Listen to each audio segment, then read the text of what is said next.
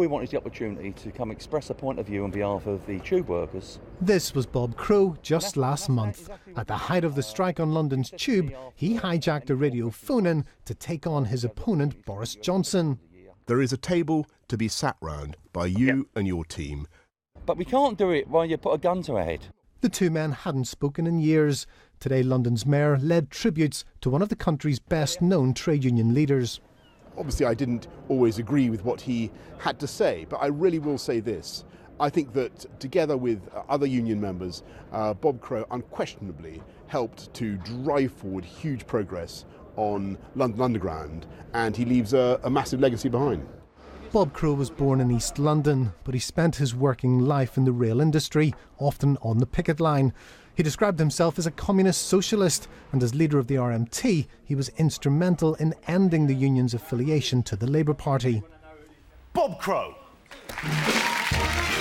Regarded as an effective and pragmatic union boss, for years he campaigned against the privatisation of the rail industry. What the government really should be doing is saying to these train operating companies, give back some of the massive profits that they've been given over the last 7 years and give some of that back to the workers that work in the industry. News of his death came in this short statement from his union. It is with the deepest regret that RMT has to confirm that our General Secretary Bob Crow sadly passed away in the early hours of this morning. Even his enemies, the people who never agreed with him when he was alive, I mean, Bob would be laughing his head off probably that, you know, that suddenly they're all finding these great words about him. The truth is, everybody knows that he was incredibly good at the job he was employed to do. He believed in fighting for working people, he was passionate about it.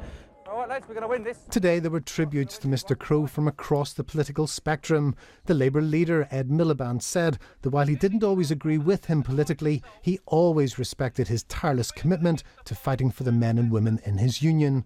Others recalled that even many Londoners who suffered from strikes at his hands respected his passion and dedication to the union cause. When Bob would go around the streets or you'd see him on trains, people actually gave him a warm reception. They liked the fact that he stood up, said what he thought in an era of political band, and they recognised, even when they were inconvenienced by a strike, that he'd actually done rather well for his members. And a lot of people at work were thinking, well, why isn't somebody standing up for me? Bob Crow was just 52. He'll be remembered for his hardline brand of trade unionism, which often led to pay deals that were the envy of other workers. John Moylan, BBC News.